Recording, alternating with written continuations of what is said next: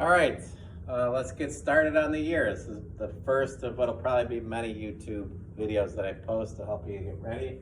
So this is not meant to be a substitute for the notes, but hopefully to reinforce some stuff, and maybe you're absent or just blanking out, or the first day you were super depressed and didn't care. Okay. I'm not going to put up the definition of economics. Make sure you know that has to deal with the scarce resources, the pursuit of scarce resources to satisfy unlimited wants. Scarcity is what economics is really about in different systems. So make sure you know capitalism, communism, and traditional economies. Okay, just the basic differences of those. I might be out of screen for a little bit, but you can still hear me, so that's okay. We got the 4 types of resources: land, labor, capital, and entrepreneurial ability. We've got RWIP, which is the mnemonic for how you pay for each one. So rent, wages, interest, and profit.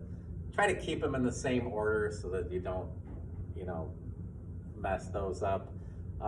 Land is all gifts of nature, so everything from rocks to animals to lake water, rivers. Labor is any effort, right? Any effort we put forth, mental or physical.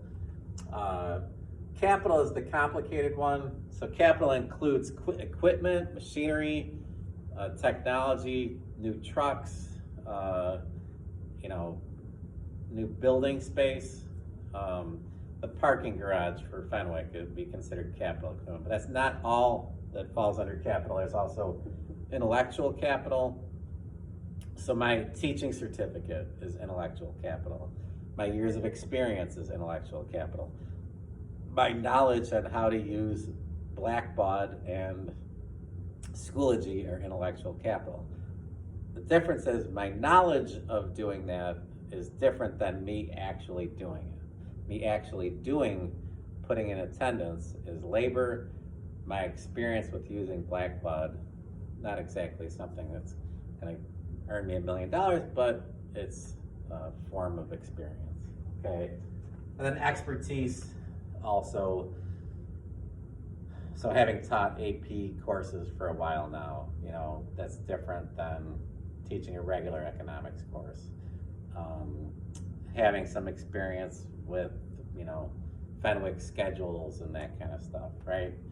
Different bell schedules. That's all under intellectual capital. Entrepreneurial ability is just the ability to open a business, having the, desire, idea, inclination to open a business. And that's paid for with profit.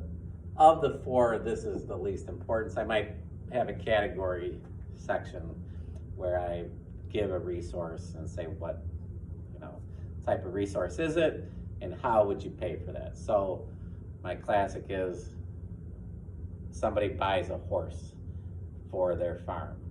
What type of resource is that? That would be land, and they would pay rent. It doesn't mean they're renting the horse, it's just nomenclature. It's just the way it is.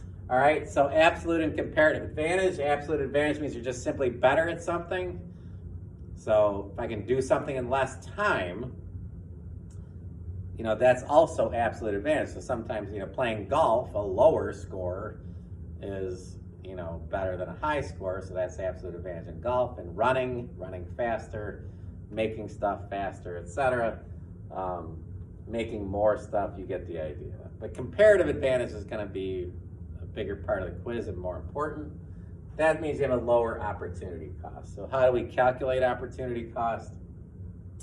The opportunity cost of a good is what we give up in the numerator over how much we're making of that good, all right?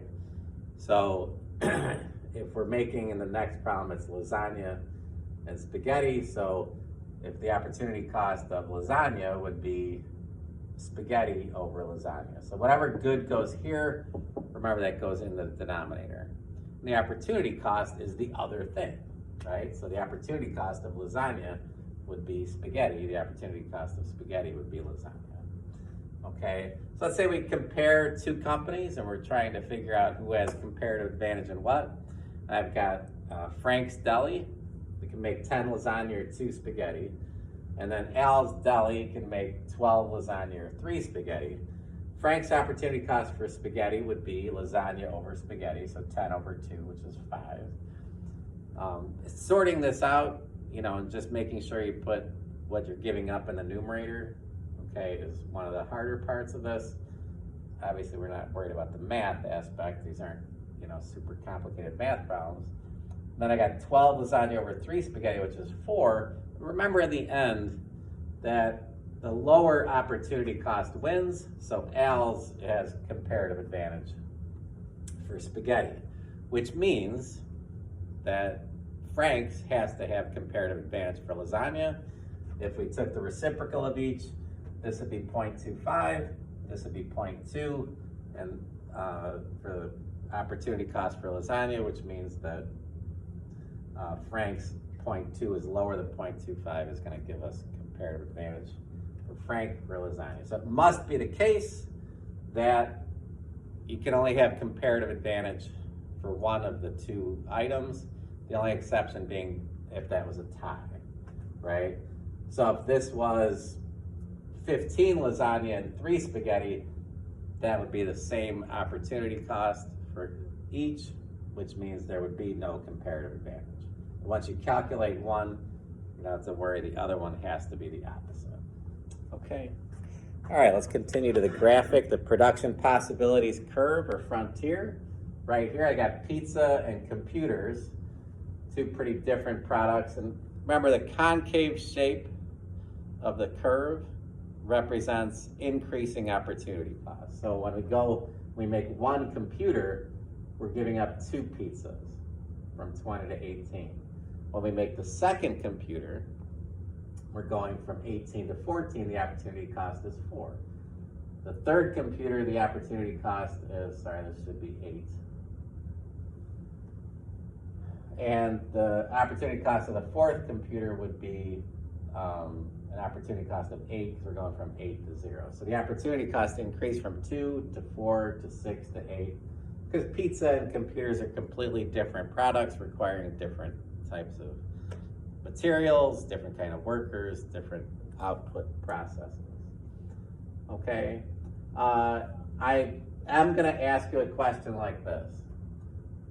What would be the opportunity cost of going from 1 to 3 computers? Okay, well, at 1 computer, we're making 18 pizzas. At 3 computers, we're making 8 pizzas.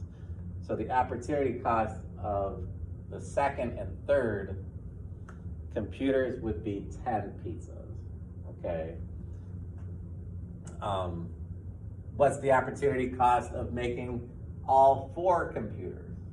The opportunity cost would be 20 pizzas, right? Because we're giving up all 20 of those pizzas, okay?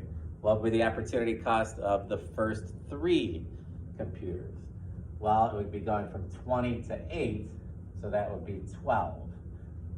Now, that's different than what's the opportunity cost of the third computer.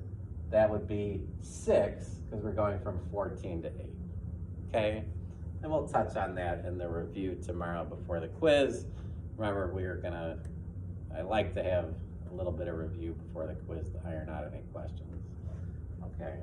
All right, now, sometimes there's constant opportunity cost, which would be a straight line.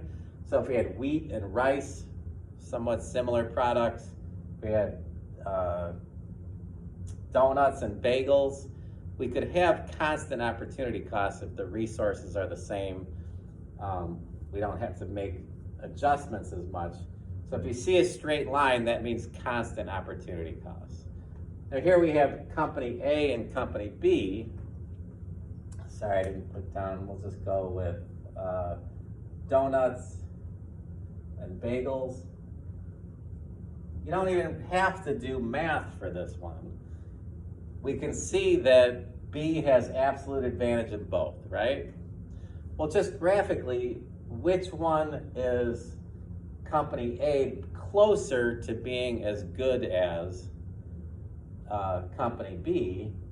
And that would be with regard to bagels, right? Because this distance from here to here is much less than this distance here. They're closer to being as good. We could calculate the opportunity cost, and if we did, we would see that company A has a lower opportunity cost for bagels. It would be 0.67 as opposed to 1 for company B, okay? Which means that company B has comparative advantage for donuts, okay? All right, last thing is the stuff that we covered today, okay? With regard to utility, this is going to be on the quiz, okay? First of all, utils is a kind of a mythical measure of satisfaction or enjoyment, but we try to have some type of measurement. And the marginal utility is the additional utility or enjoyment of the next item consumed. All right, so if we have tacos, I really enjoy the first taco. The marginal utility of that first taco is 50. My total utility is 50 because I only have had the one taco. So why do I eat a second taco?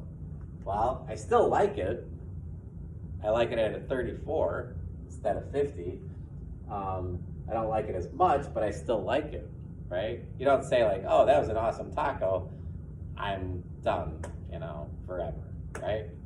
Okay, like if we're eating popcorn, same thing. It just means you're not enjoying it quite as much, all right?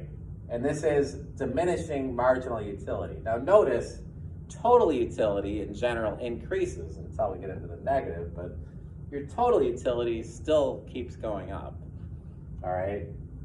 But your marginal utility in general is always gonna go down, all right? Until we get to a point, I've had 5 tacos, let's say they're reasonably big tacos, I've had enough. Once I get to a negative amount, I stop eating, okay? Which takes us to just the principle of diminishing marginal utility. The more and more that you consume of something, you know, the less that you enjoy it, all right? And that's a very important principle. There's also the law of increasing opportunity costs, okay? I've gone way over my time. Oh my gosh, it's at 13 minutes. I better say goodbye or nobody's gonna be watching this. All right, we'll see you tomorrow, and good luck. I'm glad the weather cleared up for everybody's practices.